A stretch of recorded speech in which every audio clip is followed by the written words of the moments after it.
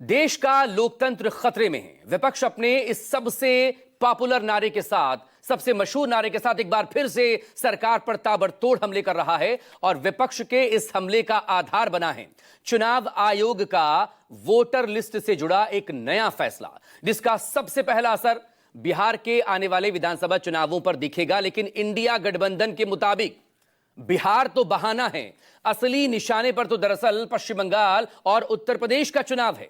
यानी लंबी प्लानिंग और साजिश का आरोप विपक्ष और खासतौर पर इंडिया गठबंधन की तरफ से लगाया जा रहा है। इसके तहत 25 में बिहार, 26 में बंगाल और फिर 27 में यूपी की भी चुनावी बैतरणी पार करने की तैयारी में सत्ता पक्ष है। तो सवाल यही, हकीकत क्या है?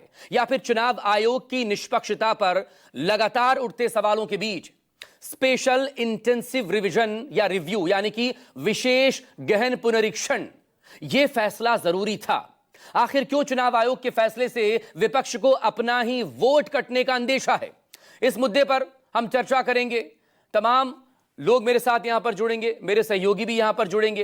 लेकिन सवाल इसी को लेकर, जीतना है बिहार बंगाल, क्या इसीलिए वोटर लिस्ट में जरूरी है बदलाव? बात करेंगे वोटर लिस्ट अपडेशन की।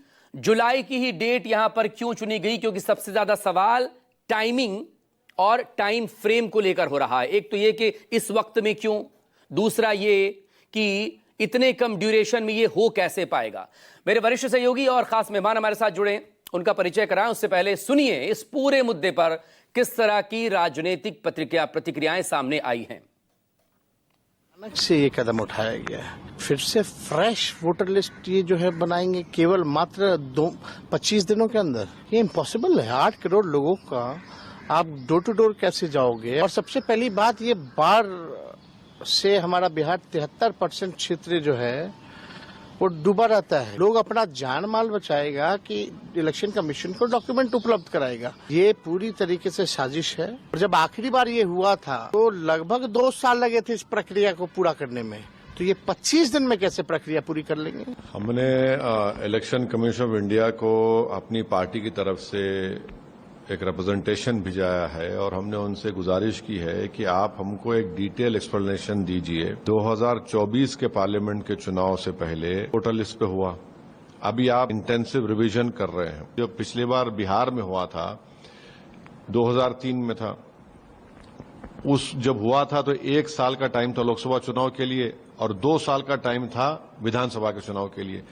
अब आप ये कह रहे हैं कि ये सब जो प्रोसेस है ये 1 महीने में खत्म हो जाएगी। इतना जल्दी कैसे होगा? आपने बीएलओ ऑफिसर को जो पावर्स दिए हैं, इतने खतरनाक पावर्स आप दिए हैं कि वो ये तय करेगा कि कोई भारत का नागरिक है या नहीं। भारतीय जनता पार्टी पीछे के दरवाजे से कुछ भी कर सकती है और पीछे किसी से भी हाथ मिला सकती है। महाराष्ट्र के चुनाव अनलीगल तरीके से वोटरों को ऐड कर करके और पूरी वोट को प्रभावित किया और उसी वोट के बदौलत महाराष्ट्र में एनडीए सरकार अपनी बनी। ये बिहार में चुनाव है 2 महीना बाद, और जिस तरह से अधिसूचना 1 दिन पहले आई, आप सोच सकते हैं कि जो काम करने में जो है 22 महीना लगते हैं, 5 साल भी लगते हैं, उसको आप 2 महीना में कैसे करेंगे? राजद का मानसिकता संविधान विरोधी संवैधानिक संस्था का अपमान करना, बंगाल के राह पर चल चुका है राजद कांग्रेस। ममता बनर्जी के संगति का असर दिखाई पड़ रहा है। ये बांग्लादेशियों की भाषा बोलने लगे हैं। जब भारत का चुनाव आयोग पारदर्शिता से, पवित्रता से वोटरों की पहचान करके मतदान 100% सुनिश्चित करना चाहता है, तो ऐसे लोगों को बेचैनी क्यों है?